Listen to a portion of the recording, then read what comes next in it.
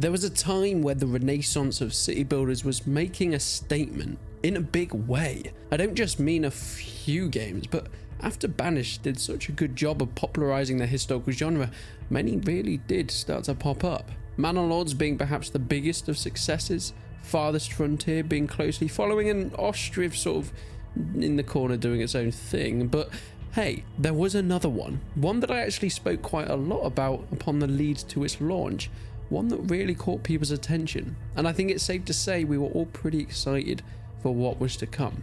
This game was none other than Ancient Cities, the city builder doing something a little different. 10,000 BC, the dawn of man. This had never been done before.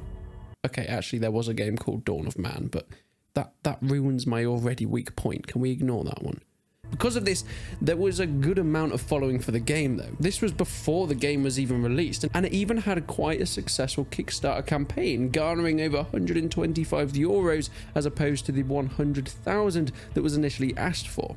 It was a very small development team as well. They went by the name of Uncasual Games. They advertised Ancient Cities as build your own city through the ages with evolving gameplay, simulated years, seasons, day and night cycles, simulated ecosystems where every plant and animal you see is growing, reproducing and dying, much like my nan. Exploit and take care of the world. Build your defenses to protect your city. Organic city layouts let you plan and build your city in realistic ways. There were even wonders, politics, regions, social classes and family structures. Citizens had attributes and knowledge with experience that simulated as you play, having their own aspirations, deciding how to live, where they want to work and if they come or leave the city. Of course, it has your basic economy management, resource gathering and production chains, including clothing, tools, food, wares, so on and so forth. So what happened? This game even advertised some sort of fighting between ancient tribes, and this was what got people really excited, and the game actually did release. But as far as I can tell, there's still quite a lot of features to be implemented. So what happened? What went wrong? Well, depending on whose perspective you come from, you'll probably get some very different answers. The game is still in early access. Yeah, it's a bit awkward that it's been in early access for 2 years now and they still don't plan on releasing it for another 4 or 5 months. And that's just a hope, not even a confirmation of release. The game did of course arrive and players flooded into it. You see, despite the massive following that had grown through YouTube and its Kickstarter campaign, Ancient Cities actually didn't really make much of an impact on the scene. It didn't even reach 600 concurrent players on Steam on its launch day, and it has never even reached those heights even to now, with a current of about 20 to 30 people playing it as I speak. I mean, come on, let's put this into perspective a little bit. These games, when I covered them, speaking of Ancient Cities, would get really good views on YouTube, hundreds of thousands, similar to what Manor Lords has been getting. Manor Lords has managed to get over 13,000 concurrent players on just a tiny little demo. Ancient Cities hasn't even managed 10% of that. Similar sized teams, similar ideas, and a similar traction online. So let's launch up the game, because we can talk about it all day, but almost exactly 2 years after its release, let's see if I can find any clues personally at what could have been the issue here. First of all, this menu is mental. Changing resolution goes between full, double, quadruple pixel art? What the fuck is this? Just give me my monitor resolution and I can change it from there, guys. You don't need all these weird presets. Sorry, I'm getting a little bit sidetracked. Let's hop into the game. When you jump in, you are confronted with Ancient Cities' more unique take on the genre, something that I actually kind of like, a big open map. Pretty cool. You can choose your time period and then you see your tribe, the members of it, and you can see all their attributes and what resources that you currently have.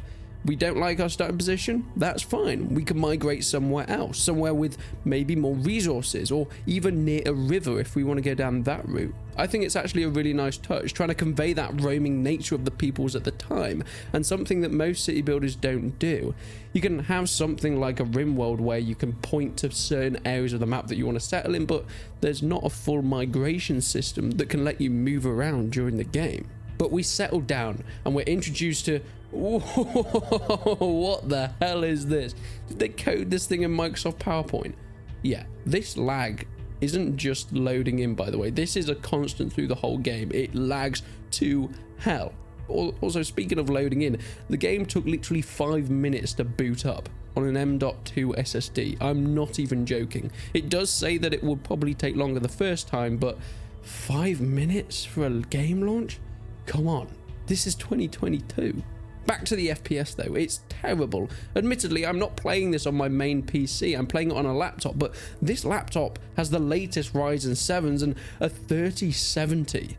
There's no way that a city builder playing at 1080p can't get higher than 40 FPS. Come on, this is terribly optimized. So I try and go down to normal settings. Nope, it's still at 40. Okay, low settings. Okay, well, the game now looks pretty janky and muted. The textures are pretty horrible. I mean, at least the game has a selling point that normally it looks good. But even lowering it down to the lowest of settings and getting a pretty terrible visual experience, we're still only getting between 50 and 60 FPS. This is at 1080p. What happened to optimization patches? Okay, let's build some buildings. That's what we're here for. We've got to click on our clan banner, go into the building blueprints. We could just click B as a shortcut as well and select a hide hut. This is where we will see one of the weirdest building mechanics that I've ever seen. To rotate a building, one of the most basic mechanics in a city builder, you have to click R or T on your keyboard. And I mean click, not hold and drag or use the mouse to indicate a direction you want to rotate. No, you just click R or T every time you want the building to rotate 1 inch. So if you want to completely change the angle of a hut or a building within the game, you better have fast fingers because you're going to be spamming that rotate button. Come on, rotate that thing, go on. Yeah, there we go. On top of this, basic core things like the UI just don't really make sense. It's a swathe of menus with tiny little buttons and icons that look so similar against, well, just a beige background that don't really stand out. It's kind of the opposite of intuitive. Coming in as a new player would be almost impossible to really understand what you're doing unless you go to a separate tutorial, because the one this game has isn't great. Okay, so we put down some buildings, but they're not getting built because we don't have any tools. Okay, we need to craft some tools, but for that we need resources. Okay, first thing, resources. You can head into the menus and make a specific gather group, then assign how many people you want to work in that group. You use a laggy little slider that makes it kind of hard to pick an accurate specific number, but that aside, you then select what resources you want them to collect, and most of the time they actually go and do it. It's a bit of a mess, unnecessarily complicated, and unless you go and search out a tutorial, you could be there for hours trying to work out exactly how this whole system is meant to work. Why don't they just do what everyone else does in city builders and have buttons to gather certain resources, then highlight the area you want your people to gather in and they'll go up and do it if assigned to that task. Everybody else does this in any other city builder you come across. And this is the same thing that comes up time and time again. It seems like ancient cities saw what other city builders were doing and said, nah, we're going to do things differently. And in doing so has made it very clear why nobody else does it this way. But it's not all bad. I do actually like the fact that you can make separate groups for the same task and then rename them. Being able to have a gathering group for food or one for trees, so on and so forth. That kind of customization is pretty nice. But actually getting to that point, actually searching your way through the menus and the terrible UI is anger-inducingly painful. So everybody starts doing their task, gathering resources, and then we make some crafting groups to then create tools. It's all going pretty well, at least if you close your eyes. You see, a lot of people have been saying how good this game looks, and texture-wise, shader-wise, shadow-wise, it's a pretty nice looking game. But not when it's running at this stage. The game just infinitely lags out, seemingly at random. I did something pretty wild and hectic. I clicked the middle mouse button to free look my camera. I know, I live life on the edge. And the game just put a magnum in its mouth and pulled the trigger. Even 15 minutes in, it's pretty much killing itself. It's almost unplayable with how badly optimized it is. So I think it's pretty obvious what's going on here. The reviews aren't really any different either. I was fully aware how negative they were, but things do seem to have got a little bit better recently. They've gone from negative to mixed to now mostly positive. Most people saying, while the game's a bit clunky at times, they're always talking about the FPS issues. A lot of them are actually talking about the pacing of the game. For a city builder, it's so slow. Trying to focus a lot on realism, which some may like, but in principle it seems that almost nobody actually practically wants a city builder so realistic it takes this long to do anything. I mean, here's one of the examples of reviews. In my opinion, it's that the game tries to take realism to an extreme extent, then it stops being fun. One example is architectural knowledge growth, when the game has put a hard limit, practically preventing you from improving it yourself. Hence, you grind tens of hours with very little meaningful progress. The only way for knowledge to increase is to get a random person who magically wants to join your tribe and already has a ton of that relevant knowledge. This is after about 30 to 50 hours of grinding. And that's the main thing.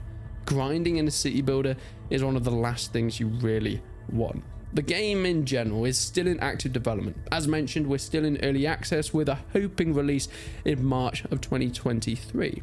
At least the developers are very responsive, and I do want to support them creating this project because it is very clear that this is a passion project rather than a quick cash grab. It's been out for years now and they're still improving and working on things, and the game has got better in terms of its reception from the fans that initially pledged in the first place. It's an interesting case study of obviously well-intended developers that just haven't quite got there yet, but people are still sticking around to encourage them to get to that point. And because of this, I think it is very possible that the game could be turned around and face more of a mainstream audience in the process. But they do have to be careful, because there is a lot of competition coming on the horizon.